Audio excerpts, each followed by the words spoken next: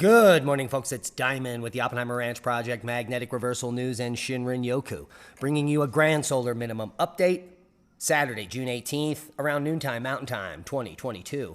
The monsoon has kicked in, and that's good news, plus a historic quake in Georgia. But the big story, it's still snowing in Glacier National Park. Keep calm. It's boom time. It's snowing and snowing a boatload. These shots from yesterday, there is 1.5 to 2 feet of newly settled snow at 6,250 feet on the road, and much more is expected in the avalanche start zones above GTSR. Much of the snow is expected to avalanche over the next few days due to the dramatic warm-up and sunshine, according to the USGS. So heads up if you're near Glacier National Park. Don't try anything tricky. Now, the weekend to bring break in warmth. What does that even mean? It means it's going to be cold, and they can't say it. Humidity in the northeast. So, seasonably cold, 30 degrees below normal. Abnormally cold, if you go all the way up into Maine, it's insane. AccuWeather meteorologists say that a cool Father's Day weekend and Juneteenth can be expected in the northeast. However, as is often the case in June, a surge of heat and humidity will follow soon after. And this is the breakdown of the jet stream and that meridional flow versus the zonal. So you can get really hot temperatures coming up here in Canada and really cold temperatures coming down here towards Florida. And that's exactly what's happening. It's a grand solar minimum pattern. Now, 3 confirmed tornadoes east of the Blue Ridge from Thursday evening storms. Let's check it out. Service now confirming 3 separate tornadoes touching down in Goochland and Louisa counties. And some of those storms uprooted trees and signs and left dozens without power. Some people's homes are so damaged they have to move out. On your side, Emily Inger spoke to Goochland residents today about how they're picking up the pieces. Here in Goochland County tell me they haven't seen a tornado touch down in years. They're now cleaning out the debris from their homes, expecting it to take days, maybe even weeks to clear out. This is the aftermath, and wow, it's at least 30, 40 trees that's uprooted. It's a mess. Goochland resident Kim Taylor says insurance won't cover most of the tornado damage done to her property, and she now has to pay thousands of dollars to have trees removed. So much damage out there in the Blue Ridge from Thursday's storms. Our hearts and prayers go out to the people there.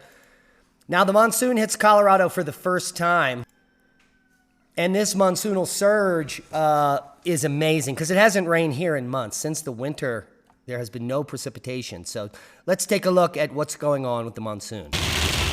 When people hear the word monsoon, they often think about heavy rain.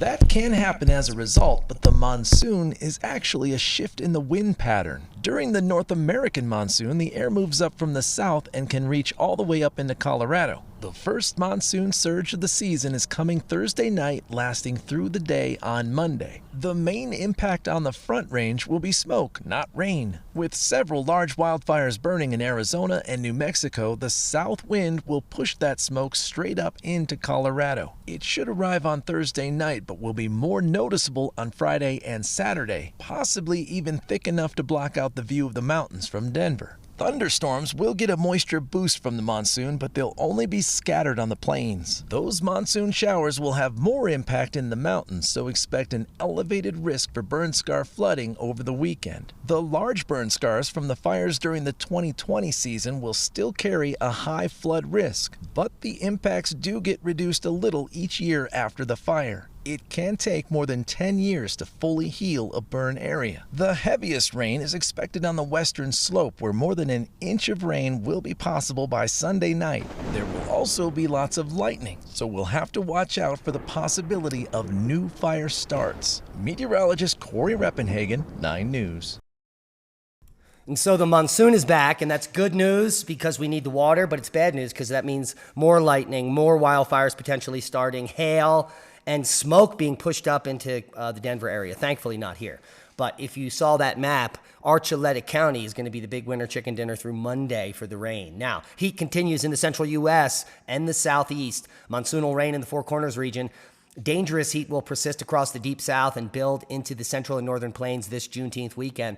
Critical fire weather conditions will continue across portions of the Great Basin this weekend as well. And showers and storms are expected through the Four Corners region all the way into Florida, which may result in localized flash flooding. So click on the county where you live for more information at weather.gov. Now let's just run through the monsoonal models here. You can see the rain shifting around in the Four Corners region here, still around on Wednesday and again on Thursday of next week and Friday. So it's looking like really good news for this region as far as precipitation. So heads up there. And the snow continues to fall. So we have some snow at least for the next week here up into Montana and Glacier and those areas that just got snow. There's more snow coming, so nobody's bumming. And these are the quakes of the day. And there is an interesting quake here in Georgia. And we also, what's going on over here? Regina. Oh, that's a frac quake. So the Georgia quake is unique in the fact that it is the largest quake that has occurred in this area in the last 100 years. There's been a 3.7 in the same location. There was a 3.6 18 years ago and a 3.7 45 years ago. And now we have the June 18th 3.9, the largest earthquake in this area of the coastal plain of Georgia.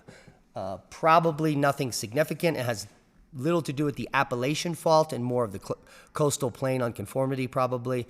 So another surface quake here in Georgia, the largest in this area, but not uncommon. They happen about every 20 to 30 years in this region. And another pocket to the north, but that's a different part of a different fault system. So interesting quake, one of the largest in the region for Georgia. Now, worldwide volcano news update. Wow, that's good news. Popo, Reventador, Sangre, Nevados de Ruiz, Sabancayas, Juanosima, all is quiet and normal on the volcanic front. Now here we are, space weather, all is quiet. As far as space weather is concerned, we have some pinprick sunspots, but we have very little space weather activity as we approach solar max. The sun is looking pretty wimpy. Now you can see a rare alignment of all the planets in the night sky for most of June. And this is between yesterday and all the way to June 27th. So we still have about 9 more days of this. And it will be the last time that you can see the 5 brightest planets clustered together in this line until 2040. So that's quite a bit away. It's 18 years from now. So get out there in the early morning hours and look up. The grand celestial reunion is due in Earth skies starting now for the next about 10 days. Sky watchers will get a rare chance to see all of the major planets in our solar system bunched together, with the moon joining the festivities too. And this is from June 17th to the 27th. Here you see a picture of it yesterday where you have Mercury, Venus, Uranus, Mars, Jupiter, Neptune, Saturn, and the moon all in one arc in the southeastern sky. And here is how it will look on June 24th. Still out there, and every day in between. Mercury, Venus, Uranus, Mars, Jupiter, Neptune, Saturn. So easy to spot because Venus is so bright. So get up about an hour before sunrise and look southeast. Now, a meteorite that landed on Earth more than 200 years ago upends the previous theories of how Mars was formed and many other planets. The standard model states that rocky planets like Earth and Mars were formed in an accretionary disk, but the meteorite suggests otherwise. It suggests Mars got its volatile elements, hydrogen and oxygen, from collisions. So the makeup of Mars is meteorites. Interesting. You want to see something else interesting? Check out the interview I did yesterday with Matt Powers. Not a lot of people are watching it. It's a great conversation. It runs just about 40 minutes. So go check it out. And are we stupid, or are we just being treated as if we're stupid? Check out the newest video we released on our Rumble channel. Will be linked below. And that's a boom to knowledge. Proper prior planning prevents piss poor performance in a dystopian world where food is getting scarce, gas is expensive, and, well, I don't even want to get into it. Subscribe to the channel if you haven't. Share this with like-minded people, and be safe. We love you, especially our one-time donors, our Patreons, and the heroes that share this video. Be safe. We love you.